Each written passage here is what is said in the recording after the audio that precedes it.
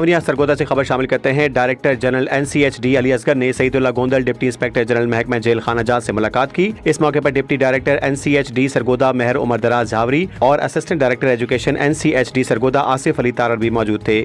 ملاقات کے دوران سعید اللہ گوندل ڈپٹی انسپکٹر جنرل محکمہ جیل خانہ جات نے جیل خانہ میں بنائے جانے والے لٹریسی سینٹر، لٹریسی ریٹ کی بہتری اور ہیومن ڈیولپمنٹ انڈیکیٹرز کے اصول پر NCHD سرگودا کی خدمات کو سراہا۔ جیل خانہ جات میں ان پڑھ اسیران کو بنیادی تعلیم فراہم کر کے ان کو ملک کا مفید شہری بنانے میں NCHD سرگودا اور ڈسٹرکٹ جیل ایڈمنسٹریشن باہمی اشتراک سے کام کر رہے ہیں۔ ڈائریکٹر جنرل NCHD نے کہا کہ NCHD کی طرف سے جیل خانہ جات میں اسکل بیسڈ سینٹر بنانے پر غور کیا جا رہا ہے تاکہ قیدیوں کو ہنر مند افراد بنا کر ان کو ملک و قوم اور معاشرے کا مفید شہری بنایا جا سکے اور ان کو منفی سرگرمیوں سے بچا کر مثبت راستے کی طرف گامزن کیا جا سکے۔ NCHD اور محکمہ جیل خانہ جات باہمی اشتراک سے مستقبل میں پورے ریجن میں مل کر کام کریں گے تاکہ ملک سے جہالت اور پسماندگی کا خاتمہ کیا جا سکے اور ملک کے لٹریسی ریٹ میں بہتری لائی جا سکے اور ملکی ترقی کے طے شدہ اہداف کے حصول کو ممکن بنایا جا سکے۔ رپورٹ ظفر عباس، تحصیل رپورٹر شاہپور جھاوریاں۔